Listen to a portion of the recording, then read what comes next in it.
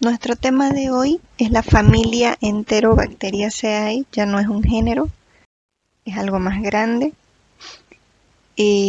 La taxonomía, tienen ahí el reino, filum, clase, orden y familia, que es a lo que nos vamos a referir.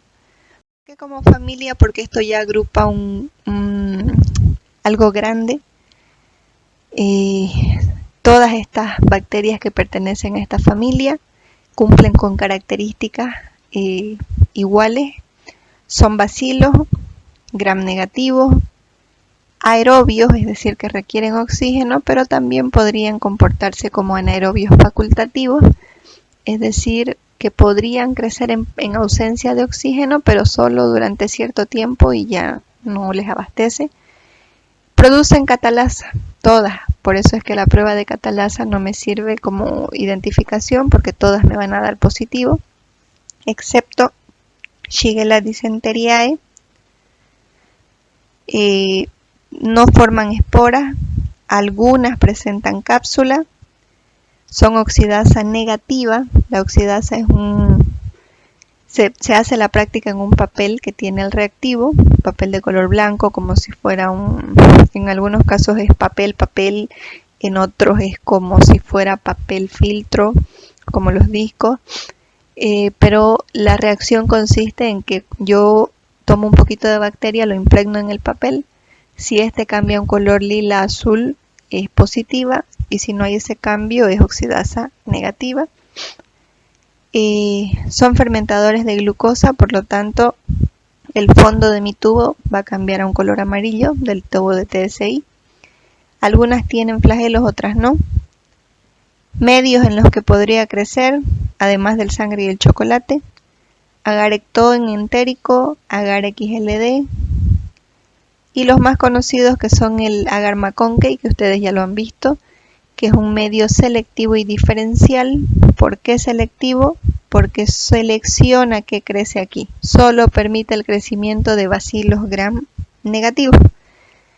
Y diferencial porque me permite distinguir entre aquellos que fermentan lactosa, que me crecen rosaditos, bacilos que fermentan lactosa, y los bacilos que no fermentan lactosa, que me crecen incoloro.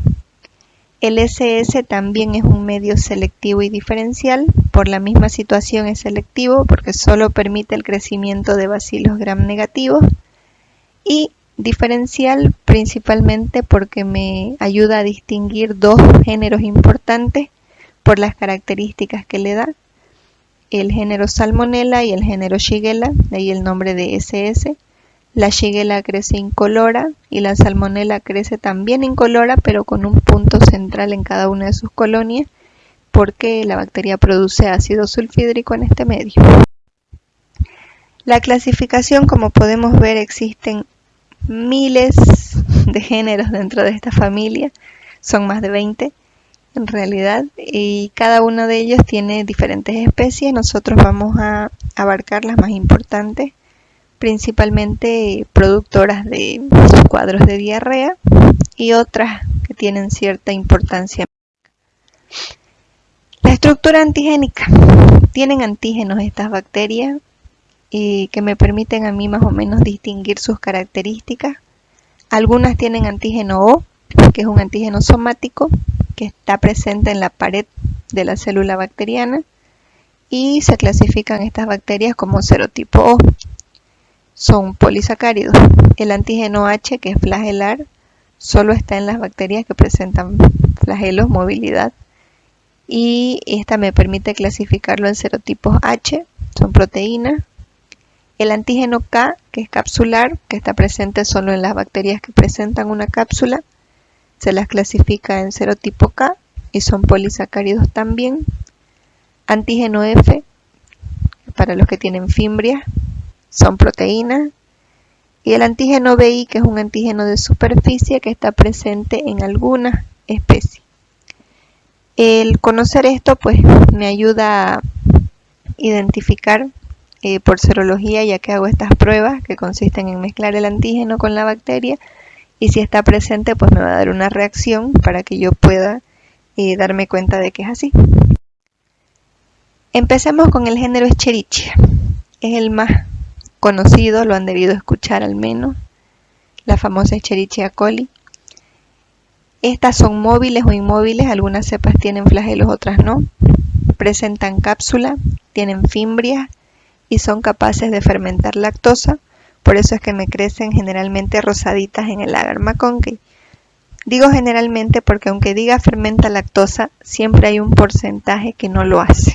Ya, entonces puede ser un 1, un 2 o un 3% que no fermentan lactosa. Y resulta que cuando yo hago las pruebas, la galería bioquímica que ya conocen ustedes, me da cualquier otra bacteria menos Escherichia coli. Y yo me esperaba una Escherichia coli por las características que tenía. O encuentro una que no era rosada y digo, esto va a ser cualquier cosa menos Escherichia coli.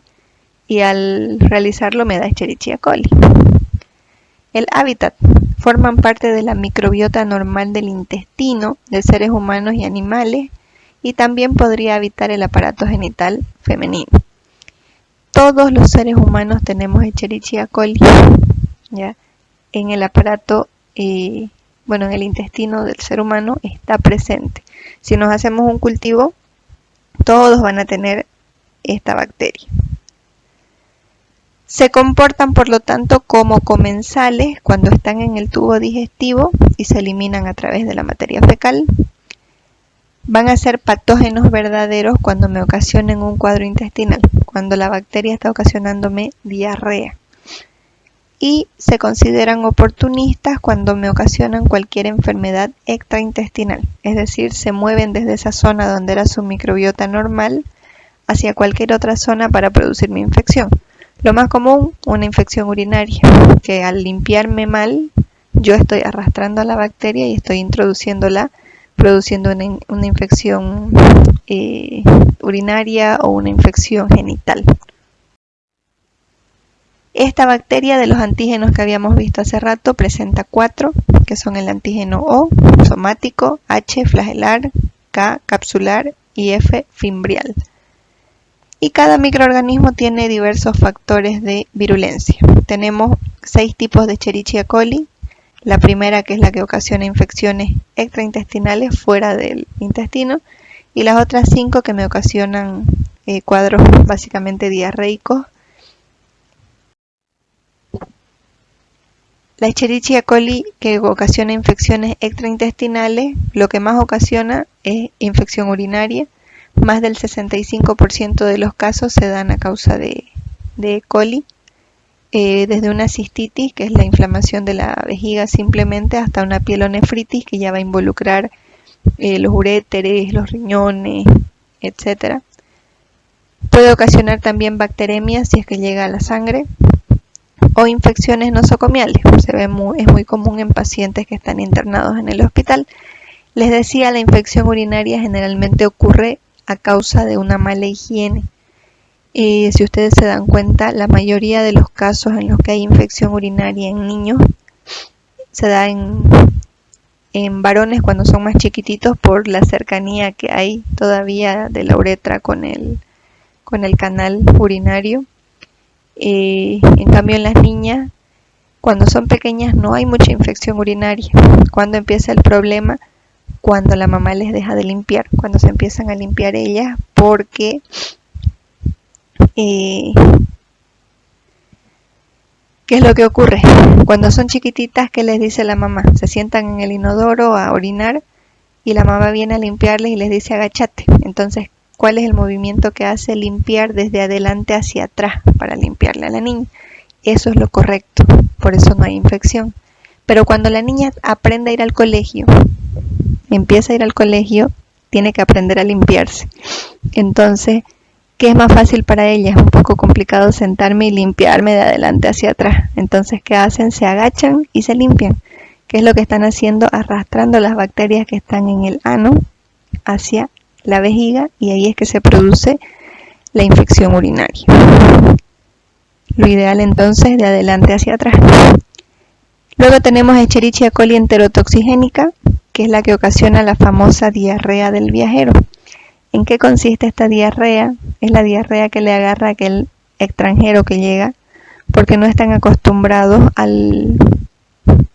la presencia de estos microorganismos en sus productos, no tienen la misma alimentación que nosotros, un sinfín de cosas que por eso se les recomienda a los que llegan de viaje después de estar mucho tiempo afuera o que son personas de afuera que no consuman agua de grifo, que deben tomar agua embotellada para evitar una infección de este tipo, porque es una diarrea bastante profusa, acuosa, donde hay contracciones y se ocasiona principalmente por alimentos y agua contaminados con la bacteria.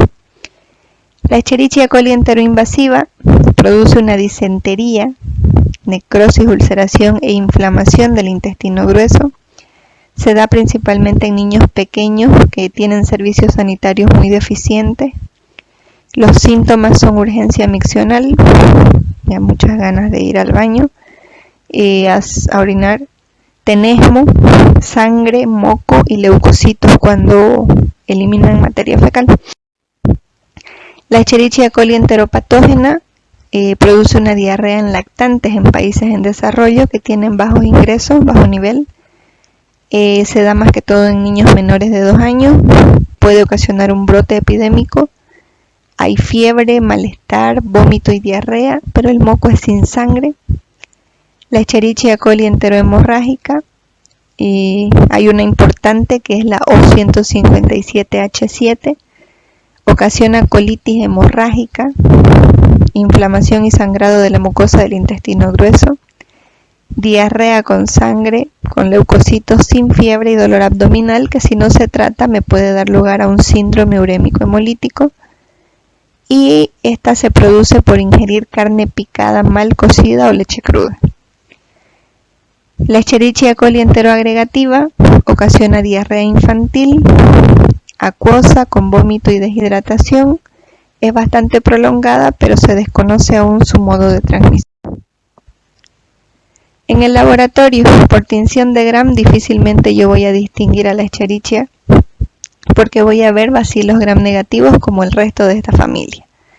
En el agar McConkey suele crecerme como como bacterias fermentadoras de lactosa de color rosadito. Este es un agar que se llama EMB con B labial, donde la Escherichia coli crece de un color verde brillante. Y para identificarla y tener la certeza de que se trata de ella, pues utilizamos la famosa galería bioquímica que ustedes ya la han visto, y es justamente con un grupo de tubos idénticos a este con el que realizamos la práctica. Fíjense, tiene las mismas características cada uno de los tubos, entonces es una Escherichia coli. El género Shigella.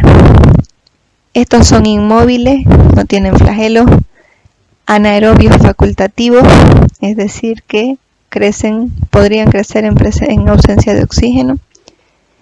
No esporulados, no forman esporas, no fermentan lactosa, me crecen incoloros en el medio. Su hábitat solo está en los seres humanos ocasionando infección, no hay microbiota normal de esta bacteria. Se comportan como parásitos exclusivos del hombre, ocasionando un cuadro que se denomina disentería bacilar. Y es muy común en niños, en guarderías, en adultos en las cárceles, en los homosexuales, es decir, donde no hay control y hay un grupo demasiado grande de personas, el famoso hacinamiento, ahí se ocasionan brotes. El modo de transmisión es por vía fecal oral, en zonas de hacinamiento, como había dicho, y con malas condiciones sanitarias. Hay 2 modos de transmisión, el directo que es de persona a persona, y el indirecto que es a través de las manos sucias, las moscas o los alimentos. La clasificación, tenemos Shigella dysenteriae, Shigella boydii, Shigella flexneri y Shigella sonei. Los factores de virulencia que presenta: capacidad de adhesión porque presenta adhesinas, plásmidos, factores cromosómicos, la toxina de Shiga, que es la que ocasiona el mayor cuadro de disentería, y otro tipo de toxinas que pueden afectar pared celular, intestino, y luego tenemos la acción patógena de la bacteria. ¿Cómo es que ocasiona la enfermedad? Pues ingresa por vía digestiva, que es su puerta de entrada, luego pasa al intestino delgado, donde se desarrollan y comienzan con la producción de toxinas, y finalmente llega al colon, donde penetra y se multiplica, y ahí ejerce su acción citotóxica, que puede ser necrosis, ulceración, hemorragia o cicatrización de la zona. El cuadro clínico requiere de 1 a 4 días de incubación para que se produzca la infección. Es una disentería, la sintomatología y fiebre, dolor abdominal, náuseas, vómitos, pujo y tenesmo y diarrea líquida abundante. Al día siguiente de pronto desaparece la sintomatología. También tenemos el cuadro que puede ser asintomático en los adultos, donde solamente se genera una ligera molestia en intestino, como si algo me hubiese sentado mal, y en los leucocitos hay moco. Los leucocitos son moco, entonces en la materia fecal se observan bastantes leucocitos. En los niños ocasiona una diarrea líquida con deshidratación, entonces hay que reponer esos líquidos. Shigella flexneri es una bacteria que además podría ocasionarme vulvovaginitis y sangrado en las niñas.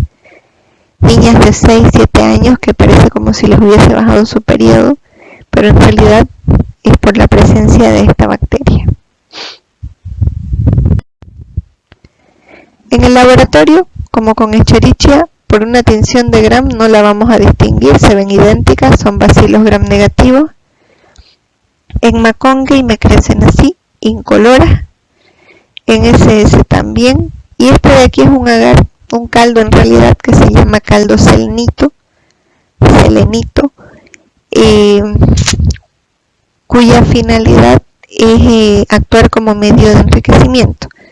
Entonces, ¿qué es lo que se hace? Nosotros sembramos en los dos agares comunes, Maccongi y SS, porque la materia fecal no se siembra en sangre ni en chocolate, y colocamos aproximadamente 1 gramo en este tubo que tiene selenito.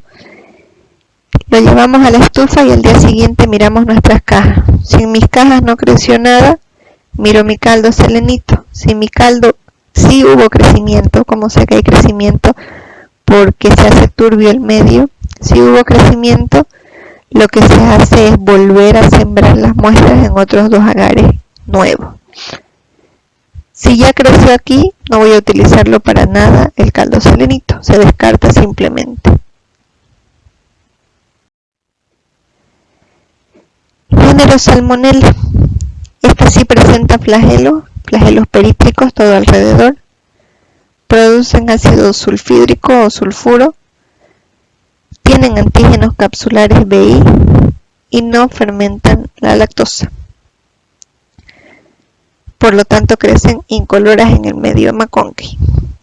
Su hábitat no son parte de la microbiota normal. La Salmonella typhi y la Paratyphi solo afectan a los humanos. Son parásitos intestinales de animales de sangre caliente y fría, pero rara vez en el hombre, y son patógenos para el hombre. El modo de transmisión igual por vía fecal oral, el famoso ano-mano-boca, por ingestión de alimentos o agua contaminada con heces humanas. En ese caso es la Salmonella typhi o la Paratyphi. Otra, la ingestión de productos contaminados, ya sea aves o lácteos, de persona a persona, y fecal oral por la ausencia en el lavado de manos.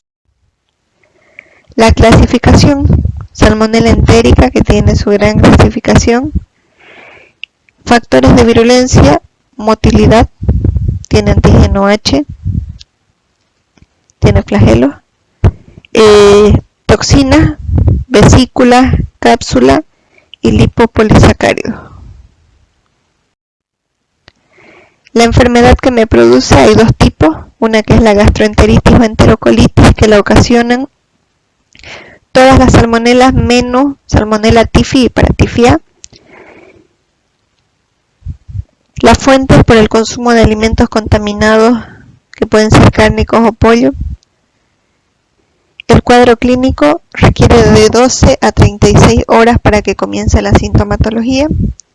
Hay náuseas, vómitos, dolores abdominales, fiebre, diarrea, Esto dura de 1 a 7 días y de pronto se cura de forma espontánea. Entonces, ¿qué es importante aquí? Que yo no dé tratamiento al paciente. Jamás se le da tratamiento cuando se trata de una gastroenteritis por salmonela. Se espera porque igual, si tiene que durar enfermo 3 días, va a durar 3, si tiene que durar 9, va a durar 9. Entonces, no se le debe administrar antibióticos, solamente se le pueden dar algún antiinflamatorio, algún antipirético para bajar la fiebre, para evitar el dolor de cabeza, pero más nada. En cambio, la otra patología que produce salmonela es la bacteremia tipo fiebre tifoidea, llamada también fiebre entérica. Esta sí la producen las 4 especies. Las fuentes son alimentos contaminados con heces humanos. Y la enfermedad que me produce se llama, ya les había dicho, fiebre tifoidea o fiebre entérica. Es una fiebre continua, hay anorexia, cefalalgia, estupor, roceola, complicaciones cardiovasculares y estreñimiento. En este caso, si no se trata a tiempo, se puede complicar con hemorragia y perforación del intestino. Aquí sí se debe de administrar un tratamiento adecuado de acuerdo a lo que me crezca y a los discos de antibióticos que me den sensible. En el laboratorio, una vez más, es difícil que nosotros podamos distinguir a través de una tinción de Gram, ya que igual se ven como bacilos Gram negativos, idénticos a la Escherichia coli, a la Shigella que hemos visto anteriormente. En el crecimiento en agares, en el agar McConkey y en el SS, crecen igual incoloras, ya son colonias translúcidas, pero en el centro tienen un punto de color negro debido a que la bacteria produce ácido sulfídrico. Aquí se puede apreciar mejor, lo que le da una apariencia como de ojitos de pescado.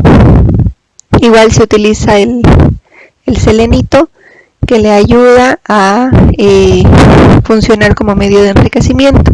Lo mismo que el anterior, yo siembro en los 2 agares y coloco aproximadamente 1 gramo en este agar. Si al día siguiente aquí no me creció, pues saco lo que es este caldo, me fijo si está turbio, hago una resiembra y lo más probable es que sí me crezca. Klebsiella y Proteus son otros 2 géneros. El hábitat de estos dos es en el aparato gastrointestinal, están como microbiota normal, pero no siempre como la Escherichia coli. Algunas personas la tienen, otras no. El modo de transmisión es por diseminación endógena, es decir, que se mueven desde esa zona para producir infección en otro lugar, o de persona a persona por la falta de lavado de manos, sobre todo en los pacientes de los hospitales. Factores de virulencia: tiene toxinas. Klebsiella tiene cápsula, lo que le da un aspecto bastante mucoide, se ve como moco cuando crece en las cajas Petri. Hay proteínas y son resistentes a muchos antibióticos. Uno de ellos es la ampicilina. Los 2 géneros tienen resistencia natural a ampicilina, que significa que es en vano darles ese antibiótico porque no les va a funcionar. Cuando ustedes hacen un antibiograma y colocan el disco de ampicilina, si realmente es una de estas bacterias, son resistentes, les va a dar resistencia a ampicilina, no hay halo en el disco.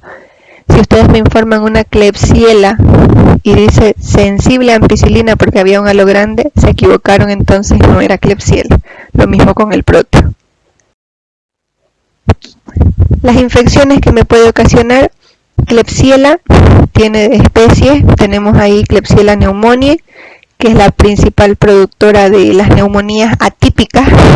La típica es por Streptococcus pneumoniae, estas son atípicas, principalmente en pacientes que están conectados a respiradores o pacientes alcohólicos. Puede ocasionar también bacteremia si es que llega a torrente sanguíneo y condensación hemorrágica pulmonar si llegara a vía respiratoria. Klebsiella rhinoscleromatis produce una enfermedad que se denomina el rinoescleroma. que esta de aquí consiste en, es una patología que se produce a nivel de la nariz. Klebsiella oxytoca produce neumonías también y enfermedades del tracto urinario, infecciones del tracto urinario. Proteus tiene dos especies importantes, Proteus vulgaris, que ocasiona infecciones en pacientes hospitalizados que están con catéteres. Y es un catéter, es como que una vía que les colocan que va directamente a la irrigación del corazón para evitar estar pinchando cada rato al paciente para administrarle medicamentos. Y en los pacientes quemados. Proteus mirabilis ocasiona infecciones urinarias y es el que produce la formación de los cálculos renales.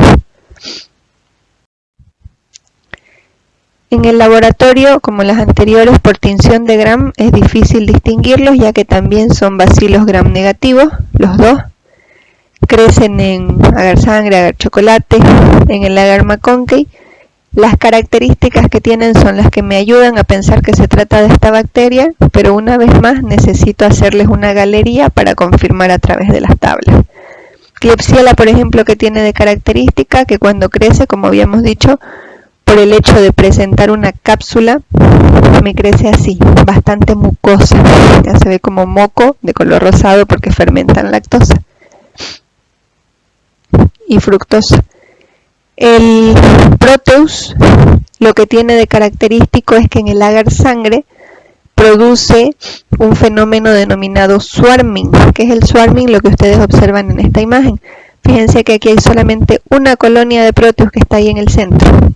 Y todos estos, como olas que se ven, es el swarming que produce Proteus. Entonces se va extendiendo, produciendo este efecto, que si yo partiera en dos mi caja, como yo suelo hacerlo, y siembro al un lado el Proteus y me crece, el swarming va avanzando inclusive hasta llegar a la muestra del otro lado y lo puede contaminar. Además, otra característica es que es uno de los pocos géneros bacterianos que produce desaminación de la lisina.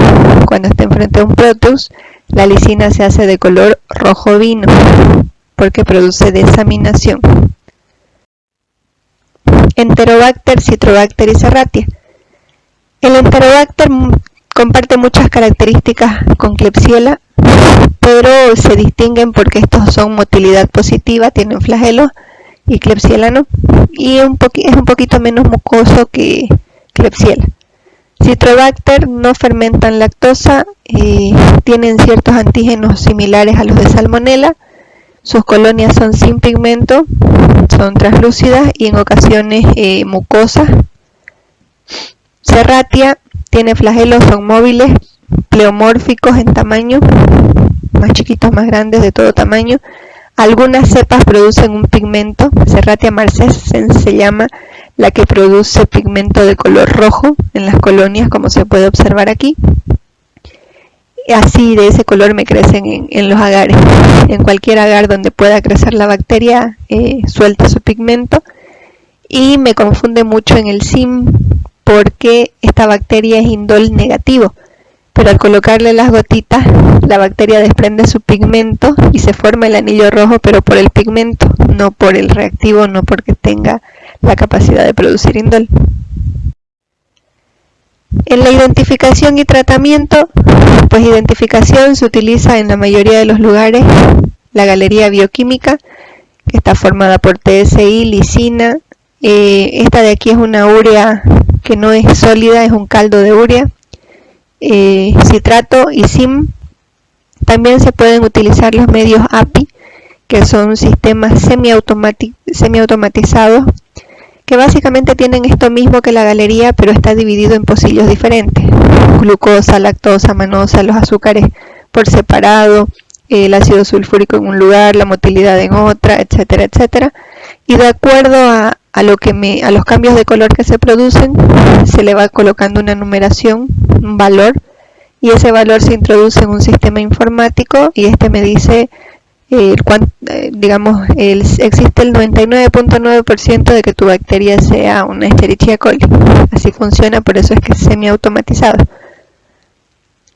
El tratamiento debe de realizarse de acuerdo a un antibiograma. Yo no puedo decirle, este tratamiento te va a funcionar sin hacer un antibiograma. ¿Por qué? Porque ahí es que se comienzan a producir los mecanismos de resistencia. Un mecanismo de resistencia importante en bacilos gram negativos se llama BLE, efecto huevo. ¿En qué consiste? En que fíjense, aquí nosotros colocamos, yo les había dicho que vayan estudiando antibióticos, colocamos en el centro un inhibidor de beta-lactamasa. En mi caso está amoxicilina más ácido clavulánico y al lado de él, con una distancia de unos 2 centímetros aproximadamente, una cefalosporina de tercera generación. Aquí tenemos 4 cefalosporinas, han hecho pruebas con 4 antibióticos. Esta se llama ceftazidima. Entonces, ¿qué es lo que va a ocurrir? Si al día siguiente mi bacteria no produce este mecanismo, simplemente vamos a ver halos alrededor y vamos a medir para saber si son sensibles o resistentes.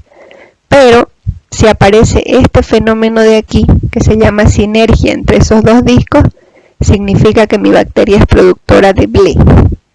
¿Qué es eso? Que no le sirven los antibióticos beta-lactámicos excepto carbapenem, que lo vamos a ver más adelante. Otra forma de distinguir este mecanismo de resistencia es este que tienen al lado. Se utiliza lo mismo, la misma cefalosporina la tengo aquí, ceftazidima, pero se utiliza otro disco que tenga la misma ceftazidima más este amoxicilina más clavulánico, más el inhibidor, juntos en un solo disco. Se colocan los dos, aquí es lo mismo, solo que no con otros antibióticos.